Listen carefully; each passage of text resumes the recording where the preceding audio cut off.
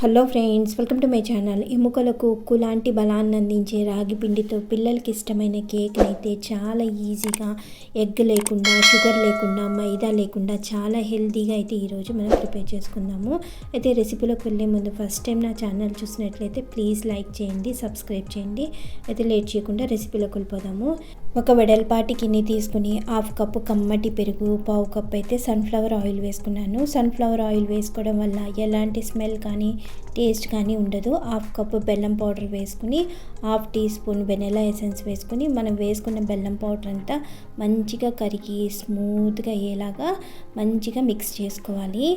ఈ విధంగా విస్కర్తో మంచిగా బీట్ చేసుకోవడం వల్ల కర్డ్లో ఉండే లమ్స్, బెల్లం పౌడర్ బాగా కరిగి స్మూత్గా అయితే రెడీ అవుతుంది. ఈ విధంగా స్మూత్గా అయిన తర్వాత గిన్నె మీద జల్లెడ పెట్టుకుని 1/2 కప్పు రాగి పిండి, 1/2 కప్పు గోధుమ పిండి వేసుకున్నాను.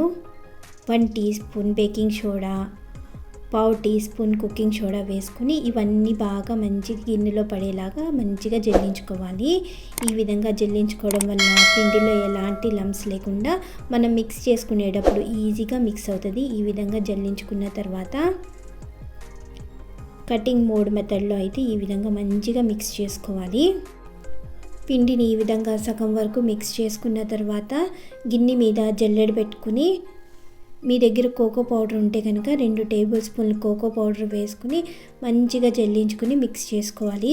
ఒకవేళ కోకో పౌడర్ లేకపోతే కనుక సేమ్ ప్రాసెస్ని కంటిన్యూ చేస్తూ కోకో పౌడర్ లేకపోయినా ఈజీగా మనం ఈ కేక్ని అయితే ప్రిపేర్ చేసుకోవచ్చు. ఇలా జల్లించుకున్న తర్వాత 1/2 కప్పు మిల్క్ వేసుకుని ఎక్కడ లమ్స్ లేకుండా మంచిగా మిక్స్ చేసుకోవాలి.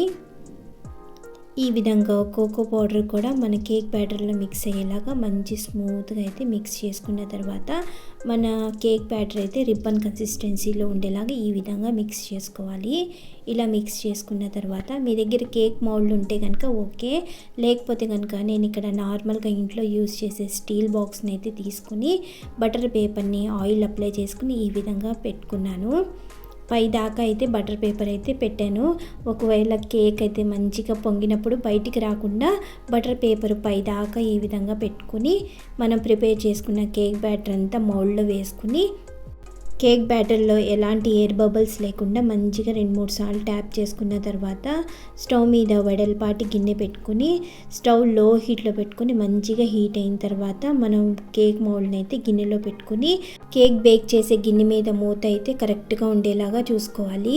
దాంట్లోంచి స్టీమ్ బయటికి రాకుండా టైట్గా ఉండేలాగా 40 to 45 మినిట్స్ అయితే మంచిగా బేక్ అయిన తర్వాత కంప్లీట్గా బేక్ అయిన తర్వాత ఈ విధంగా టూత్ పిక్ పెట్టి చూస్తే క్లీన్గా వచ్చినట్లయితే మన కేక్ అయితే కరెక్ట్గా బేక్ అయినట్టు.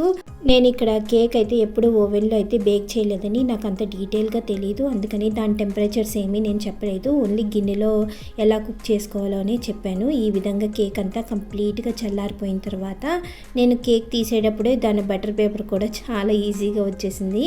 ఈ విధంగా బటర్ పేపర్ అంతా ఈజీగా రిమూవ్ చేసుకున్న తర్వాత ఎంతో టేస్టీగా, ఎగ్ లేకుండా, షుగర్ లేకుండా పిల్లలకి ఎంతో ఇష్టమైన చాక్లెట్ కేక్ని అయితే మీరు ఇంట్లో ఒకసారి కంపల్సరీగా ట్రై చేయండి. ప్లీజ్ లైక్ చేయండి. Thank you for watching.